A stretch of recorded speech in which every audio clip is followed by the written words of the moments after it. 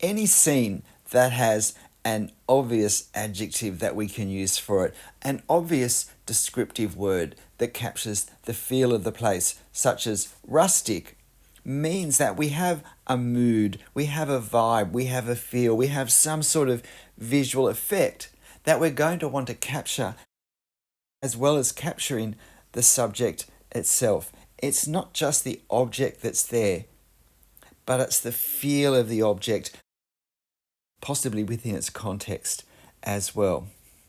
So here we have a subject of architecture. It's a small building.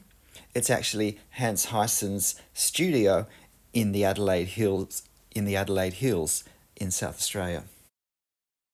But we want to capture more than the architecture and the perspective angles. We want to capture the rustic, earthy feeling. There's an arts and craft mood to its construction and even its setting.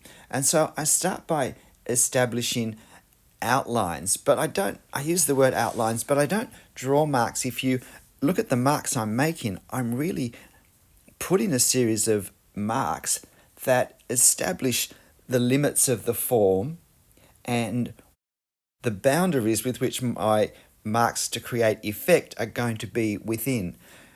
But clearly simple straight lines are not going to be very helpful for a subject where there are very few, really just on the roofline and one or two other minor places. So I start by establishing the simple shape using as non-committal marks as I can, and I particularly need to pay attention to edges because edges attract attention. And the edges here for our stonework, we don't want them to be smooth. These are fairly roughly hewn stones, and they're also stacked on each other in approximately straight lines, but nothing like the effect we get with brickwork. And so we have perspective angles in our stonework, but we don't have, if you like, straight lines with those angles. We have approximate lines. And so you'll see what I've done is on that left-hand wall, I've done a series of lines that actually aren't reflecting rows of stonework. They're reflecting the perspective angle. I'm spreading the angle from the lowest angle to the highest angle. And they will be a guide as I put the marks on that will suggest the stonework. But really, I'm trying to be as non-committal at this stage with my marks. Now, look, just as an aside, I made two fundamental errors with this drawing, and I'll point them out now. The first I've already made, and that's that the door is too large, and also the windows then finished up being too large as well. And the blocks of stone I've drawn are too large as well. Now, all of those things make the building feel smaller in my drawing than it actually is in life, particularly the door, because doors particularly express scale, because we know that unless it's some super grand door, which this isn't, that a normal size door is going to be a certain size in proportion to the people going in and out of it. And therefore, we make a judgment in light of any other information about the size of the building based on the size of the door. And so my door's just a little bit too large, but enough, I think, to make the building feel smaller than it really is. However, I can't do much about that now. So I also have to work out what marks I'm going to use to create my stone effect. You can see my perspective angle guide marks there. Whatever marks I use, do them in the most detail in this front closest corner. And the marks will be less and more gestural as they move, particularly further down the left-hand wall. Now, I actually did 5 minutes of playing around with my pen, making marks, rock wall marks, before I started the drawing, experimenting just to see what effect I could create. But also, it's a way of checking my line, which in this case is a 0.2mm Copic multiliner line, that whether I can draw the effect the size I want without it either looking too sparse, too light, because the line is too thin, or without it looking too blobby, too inky, because the line is too thick. So I have a few videos on this principle of playing around just for a few minutes before we start as a dress rehearsal for some of the key elements and getting a sense of scale of what marks will create effects with, but also whether the size of our pen is appropriate for the scale of this subject and the amount of detail that we want to use. Now, perspective is particularly important in an otherwise simple subject because it's one of the main ways we get a sense of the visual drama. And so I want to make sure that I get these angles correct, and particularly that I don't make the angles lesser, because this is a very dramatic view. We're looking uphill at the studio, and therefore we want the pitch roof to really angle up, because that's quite important in creating the, I think, drama of this scene. Now, there's a lot of, if you like, drama, to use the word slightly differently, with the texture, with the brickwork. A lot of interest is possibly a better word. But we want to capture the angles and the overall form as well. We don't want the building to be just stonework. We still want it to stand as a building first, but a building made of all this stonework. Now, I'm starting the hatching now, and I denied whether to use hatching or whether to get my sketch markers out and use tone. There are some challenges with this scene because we have two values of coloured stonework as local colour. So the stone for the lower section is a darker coloured stone than the stone for the lighter section. And then we have on the left-hand side, we have shadow over that whole wall. So both of those values get darker. On the front, we have most of the lower section in light, so it's lighter. But most of the upper section has shadow from the overhanging roof gable coming, eaves on the gable, coming down across the front of it. And so we still have shadow on that. And what I need to do is to get the relative values so that they feel like they work. So for the lower section, I need the left-hand wall colour to look darker than the right-hand wall lower section.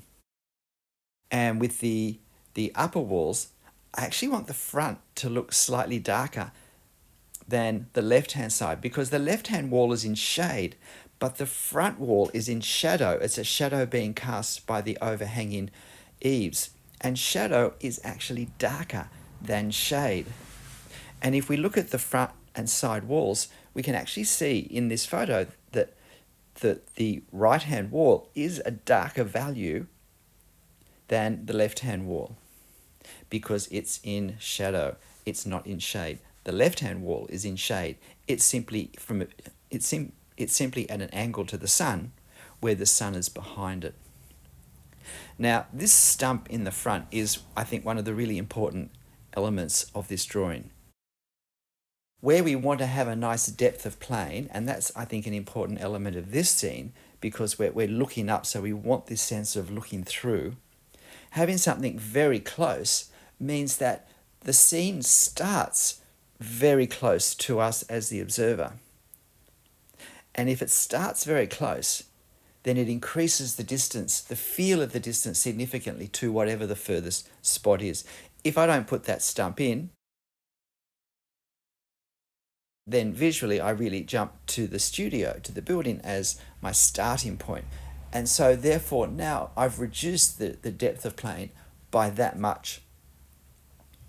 So always take opportunity to have something in the immediate foreground if depth of plane is important. And I think the stump, it's a nice, interesting object in itself. It lets me use some very different line work.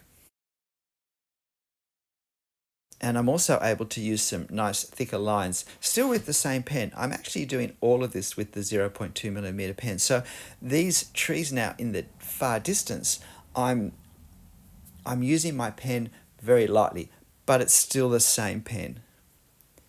And this is where it is helpful to use the same brand of pen, because we start to learn the variations we can get out of the one pen, depending how we hold it, the angle to the paper, the pressure that we apply, and how much ink is in it or how much ink is not in it because of how long we've been using it already. So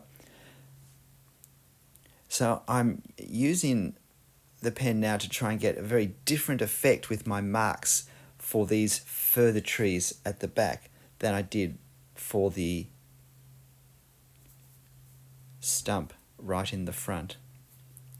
And similarly in the front, I also want to create effect with some grasses and not draw too much grass, because I don't want to draw the eye right down to the front completely. It's still not the main subject, but I want to have a sense that we're looking over something at this studio cottage. So this darkness here of some very dark trees that sit back behind the trees that are in front help just push out the building just tonally.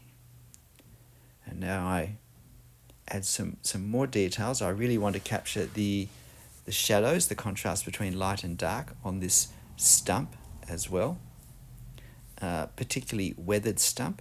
It would be easy just to go, oh, this is stump, and to just make it approximately round, and to lose all of the interest of a stump, which is really well on the way to having been rotted away and bits kicked off it one way or another.